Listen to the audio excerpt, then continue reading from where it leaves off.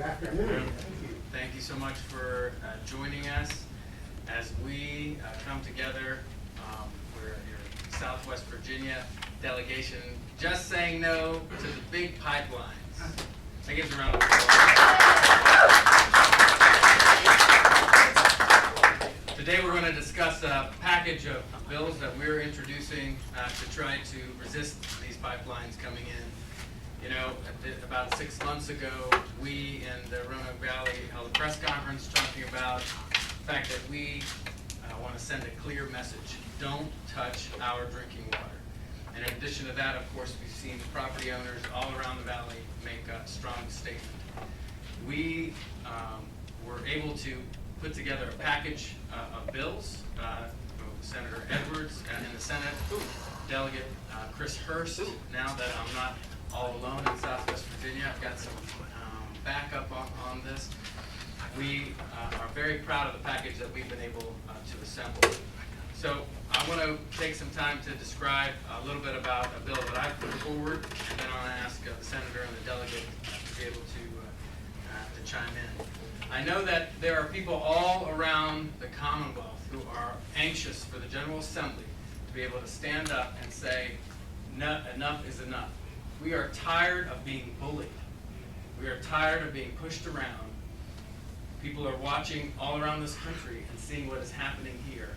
We're trying to bring the largest pipelines in Virginia history and barrel them through Virginia mountains, ruin some of our most precious resources. And as we've seen just recently in Pennsylvania, and people in Pennsylvania have said enough is enough. They had quite a disaster with a recent pipeline, and their equivalent of a DEQ put a halt to that construction.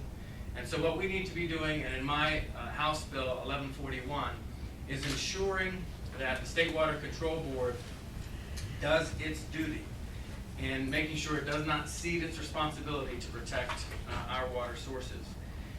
The board, as 1141 talks about, the board will need to be able to not cede its authority under the Clean Water Control Act. And so it says here, and I'd like to quote, for any natural gas pipeline, the board shall require both a Virginia water protection permit and an individual water quality certification under the 401 of the Water Control Act. And most importantly, it states in my House Bill 1141 that the board shall not voluntarily waive its authority. What we are wanting to do is to make sure that as the board and DEQ put together their thoughts on how sedimentation is going to impact our drinking water moving forward in the first quarter of 2018, that they need to understand where the legislature firmly is, what our expectation is of them. We do not want a rubber stamp. And here to talk a little bit more about that is Senator Edwards. Please welcome Senator John Edwards.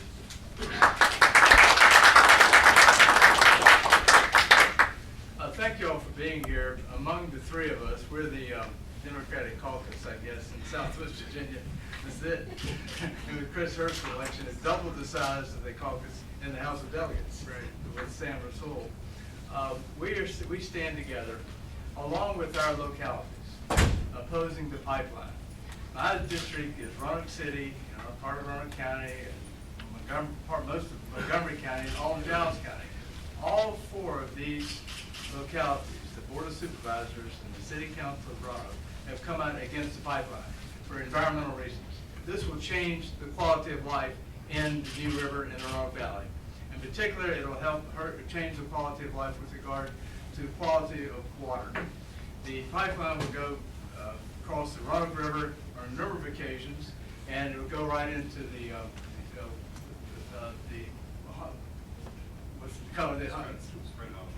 Spring Hollow Reservoir, which is where so much of the water in the Roanoke Valley comes from. And if you pollute the Roanoke River, it's going to create a serious problem of polluting the Spring Hollow Reservoir in Roanoke County. And that's one reason why the localities in our district are very much opposed to the pipeline. People don't realize that we live in a territory It's very steep in terms of the mountains and the valleys, the karst territory, the limestone. It has sinkholes. It has it's unstable. And if you were to put a pipeline through there, I don't know how they would do it, frankly, but it would certainly have a tremendous negative impact on the environment. People don't realize, but in 1897, the largest earthquake in Virginia history occurred. The epicenter was in Giles County, near Pearisburg, part of our district. And it created a problem with regard to the well water when the earthquake occurred. And if you have a pipeline, it could easily burst and blow up if there's a spark and create a forest fire. It could also, most likely, would create serious problems with pristine well water. Many people who live in Giles, Montgomery especially, use well water. And if you upset that well water with sediment and other pollution, it can change the quality of life in our area. This bill that Senator Russell has put in, and which I strongly support, Thanks for the upgrade. Delegates and that we all support. And I've been pushing for, I've written letters to the DEQ and the Water Quality Control Board. It's mandates that they use the authority that they have under the federal Section 401 Clean Water Act at the federal level that gives the states the authority to have a water quality permit program. And that means each of these streams would have to be reviewed to determine whether or not there would be pollution. And given the fact that this pipeline would cross the Roanoke River on a number of occasions, it's very important that the State Water Quality Control Board uses authority under Section 401 to review each and every stream. Right now, they've decided to defer to the Corps of Engineers, and that is completely insufficient.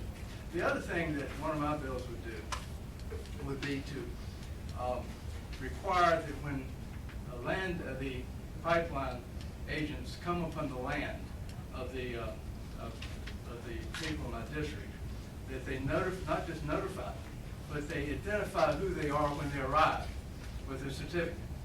What's happening, I've gotten a lot of complaints, that landowners are saying the pipeline officials are crossing their land and not even saying who they are or why they're there, sliding in and out surreptitiously. And the citizens have been complaining quite a bit about this. And in addition, my bill would require that the landowners be given within 60 days the information that the pipeline agents are finding on the land, whether it be maps or lab analysis or whatever they find on the land, because it's the landowner's property after all. So this is a serious issue of landowners' rights. So I'm hoping that at least at a minimum they comply with these requirements so that the landowners don't continue to complain about the problem that they're facing in dealing with these agents of the pipeline companies. So at this, I'd like to introduce to you the brand new delegate from the New River Valley that we're very proud of, Delegate Chris Hirsch. Thank you, everybody, for being here. One thing that I do want to impart while we have this new now Democratic caucus for Southwest Virginia, that this issue is a bipartisan issue. This issue should be a nonpartisan issue. This issue should be one that everybody can agree needs to be addressed in a substantive way so that landowners make sure that they feel like they're at the table for these negotiations. And I also think that there has to be a tremendous amount of credit given to other organizations who have been fighting this fight long before I ever became elected into the House of Delegates. Groups like POWER, Preserve Giles County, Preserve Montgomery County, Preserve Franklin, also to the Sierra Club and the Virginia Conservation Network, who have really been trying to help us craft this language in a way that we think is going to be meaningful. We don't want to just introduce legislation for the pomp and circumstance. We don't just want to be here to have a press conference and this is the last time you hear about this issue. We want to craft legislation that we think can get support and ensure passage, so that not only can we address the problems that have happened in the past, but also try and look towards what might be happening in the future. And that's what this package of legislation between the three of us hopes to address. So the first bill that addresses the past inadequacies that I introduced, and Senator Edwards has mirror legislation in the Senate, is HB 1187. There were attempts before to try and repeal the right for natural gas companies to be able to go onto private property as a class of agencies that would have that enumerated right. We have decided to take the approach of, let's just make sure that landowners have additional rights during this surveying process. We want to make sure that landowners know with specificity what date and time they're going to be showing up on your property. And if they don't show up at the specific date and time they say they're going to show up, you don't have to let them on your land. And if they do try and come on your land, we have a provision in here that allows landowners to request a temporary injunction. This has been part of the problem, is that when landowners have called police or sheriff's departments to try and get them to get the surveyors off their land at their request, the local law enforcement agencies have not been able to clearly understand what their authority is to actually intervene in these cases. And I think the language in this legislation helps to address that in a substantive way. This bill also makes sure that the State Corporation Commission gives that certificate first before any surveying can be done, and also codifies that that certificate shall not be issued unless it's been determined that this pipeline project is for public use. And public use is a very specific term that needs to be used whenever we evaluate the legitimacy of any of these pipeline projects. Not public need, not public benefit, there may be some temporary jobs. You might be able to get a fraction of the gas towards some other locality that's not even touching yours, but for public use. So in my district, with Giles and Montgomery County, with no ability right now for Giles and Montgomery County to have any attempt to tap into that natural gas, the Mountain Valley Pipeline is not for public use. And this better codifies what we think the State Corporation Commission should be looking at when they are evaluating these certificates. And finally, with this bill, it's been very important to me when I've talked to landowners in Giles County and Montgomery County that we not only talk about better communication, right? We not only say that once they give you an issuance that they want to come onto your property, that they have to tell you the date and time specifically that they're going to come onto your property, but also information sharing is also critically important. Because we have found during this process that a lot of landowners don't really know what is underneath their ground. And karst terrain, for those who don't know, is this underground cavern network. It's like Swiss cheese, it's like sponge cake underneath the ground where we are in Southwest Virginia. It's volatile, and so Sam's bill is going to make sure that we address inadequacies in knowing what's going on with sedimentation and erosion. But we also need to make sure that landowners have access to all this data, because the route could change. But the landowner deserves to know what's underneath their ground when all of this surveying is done. I've talked to landowners in Giles County that are constituents of mine now who didn't know that they had a cave on their property, and now they do. And if the pipeline does get rerouted, now they have access to that data, so in the future, if they were to want to grant a right-of-way for some other project or some other reason, now they have that rich data that they're able to use during those processes. And so it's about enumerating rights for landowners and making sure that they really feel like they are at the table. And the second bill that I introduced is HB 1188, which adds an additional act within the chapter for the state water control law. And this one, I've been told as a freshman delegate, is a pretty big bite of an apple to try and take out. But it's something that I feel compelled to do. The surveying provisions that Senator Edwards and I have introduced address the past inadequacies and past transgressions that have happened during this surveying process. Now we need to look to the future.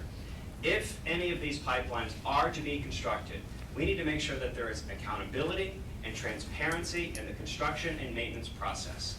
And so this bill would make sure that there is detection every single day for any type of natural gas discharge or leak along the entire route of the pipeline, for pipelines that are of a certain length and mileage in Virginia, and also of a certain diameter too. And we also want to make sure that there's proper accountability with these pipelines if they get constructed and put into the ground as well. So if there is any detection of a leak of gas, of methane, of benzene, all the other chemicals that are a part of this natural gas transmission, that we immediately stop the transmission of that gas until we are able to abate any discharge, and we're able to make sure that landowners don't feel like their well water could be contaminated, that their drinking water could be contaminated, or that the leakage could be so severe that it could cause an adverse, critical incident. And I think the epicenter for this issue, for me, and I know it's the same for Senator Edwards, is in Giles County, is in the small town of Newport, where they live now in an evacuation zone. They live in a blast zone. And there's a woman named Ann Rader. And when I started on the campaign trail, I met with Ann. And Ann said, Chris, what can you as one delegate possibly do to try and stop this thing? And I told her, I said, I don't know what one delegate could possibly do to try and stop these pipelines from coming through. Certainly all three of us have been very vocal during the approval process and the problems that we saw with a lack of data being collected, a lack of comments from concerned citizens being fully taken into account. But here is something we can do now into the future. We, with this bill, also would make sure that if there is any leakage or spillage, that there would be damages that could be imposed on these companies, that cleanup would have to be required, that there would be more transparency and more responsibility for these natural gas pipeline companies if they're going to be putting in these massive, untested, experimental infrastructure projects here in the Commonwealth of Virginia. Because it's not just about the Mountain Valley Pipeline, and it's not just about the Atlantic Coast Pipeline. I think everybody needs to see what the long-term future here is in Virginia. And that is more of these infrastructure projects being proposed, more of these natural gas pipelines trying to be created and built here in the Commonwealth. And so we want to take a proactive step of essentially saying all of the current law that we have right now that extends to oil pipelines shall also extend to natural gas pipelines. And if we can do that, I think we can address the past failures and hopefully heed off some of the future concerns that I know my constituents have been articulating to me, not only while I was on the campaign trail, but ever since I became elected and we've been working on trying to craft this legislation. I am incredibly proud of the work that citizen activists have done to make this an issue of statewide importance. I am incredibly proud of the work that Delegate Rasool and Senator Edwards have done before I became elected to this body. So I am here now to just join forces with them to be another body who is willing to fight this good fight and make sure that the people of the Commonwealth, our water here in the Commonwealth, our soil and our air are protected to the fullest extent we possibly can. And that's what all of the measures that we are introducing hope to achieve. So thank you all very much for being here. I will yield the remainder of my time to the delegate from Roanoke City. Well, thank you, Any questions? Senator Edwards and Delegate Hurst for your leadership on these issues and for this helping put together this package of bills. As you can see, it's not just about property rights, water rights. Fundamentally, it's a social justice issue where we have entities coming in and bullying people around, and we are clearly saying we're not going to take it anymore. At this point, we would like to open it up to questions. Given that the Water Control Board's already voted on the Atlantic Coast Pipeline and Mountain Valley Pipeline, to what extent would any of this legislation apply to those projects? They can go and re-vote. Well, so- There's no reason they can't open it up again. In fact, Senator Kane has asked that the FERC, the Federal Energy Regulatory Commission, that voted 2-1, to open up the process again. And there's no reason that we can't do that.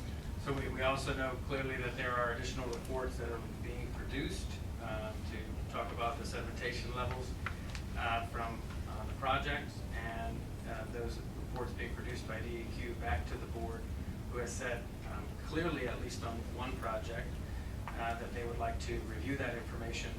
We in the legislature need to make sure the State Water Control Board clearly knows where the bar is.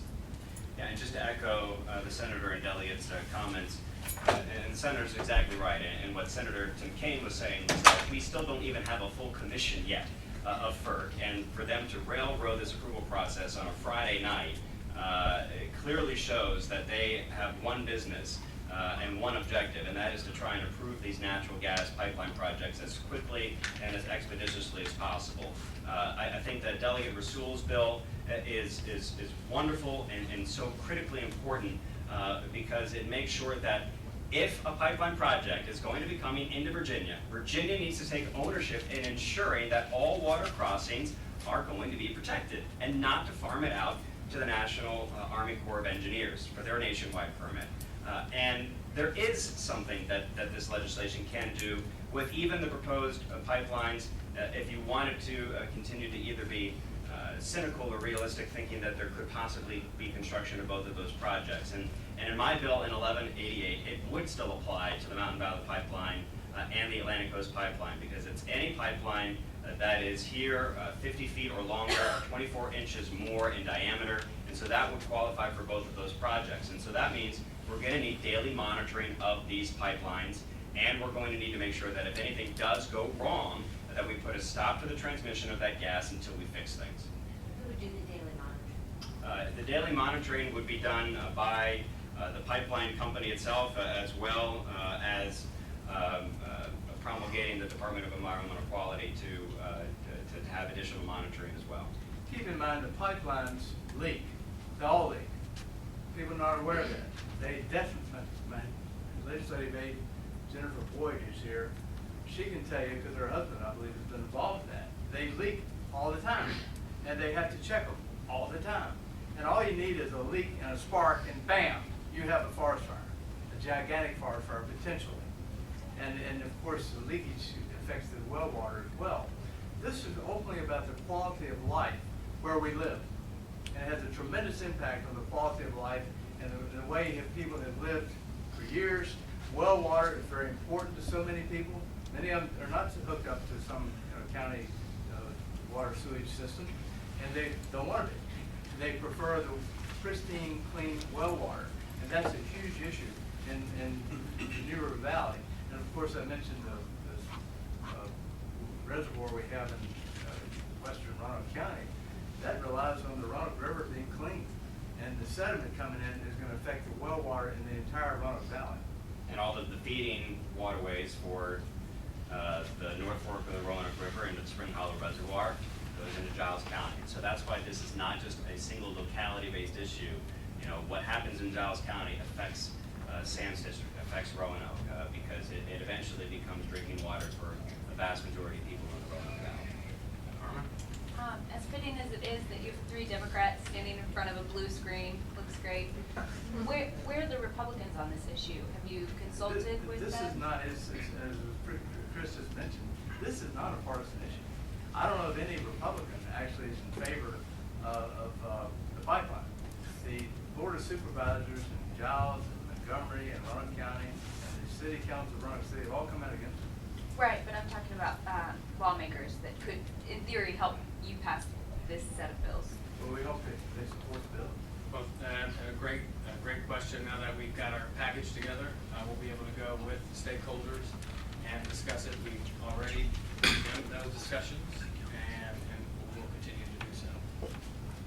You'll actually submit your bills. Yeah. Yes.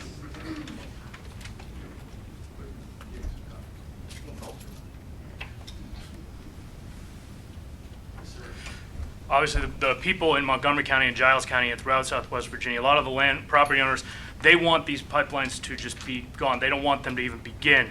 It sounds as though these bills that you're presenting will give the landowners more rights, will give them more information, and create more checks and balances on these pipelines. But is there any chance that any of these bills will stop either of these pipelines? That a lot of these landowners, as you're showing from the picture you have on the screen, will these bills really stop either one of these pipelines from being built? I think if we articulate clear boundaries and we empower our agencies and let DEQ know clearly where we're at, just as they've done in Pennsylvania, they have stopped the construction of that pipeline.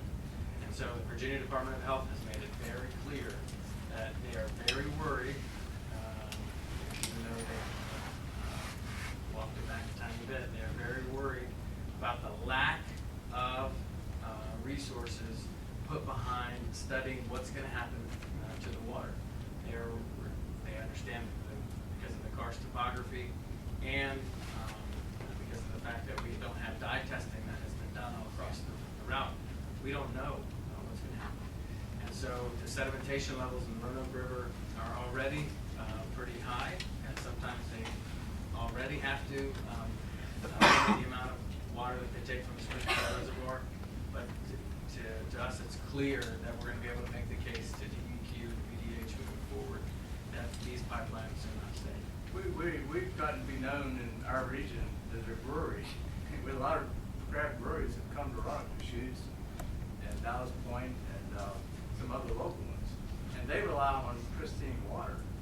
And I know at least one brewery has raised concern about the fact that pipeline company could affect the pristine water they rely upon to brew beer. Yeah, our advocacy to represent the people of our district does not just begin and end here while we're at the General Assembly session. And so what we can do here while we're at the General Assembly session is trying to stay within the purview of state law to institute fairness, not only in the surveying process, but also too with how these pipelines will be monitored if they are constructed.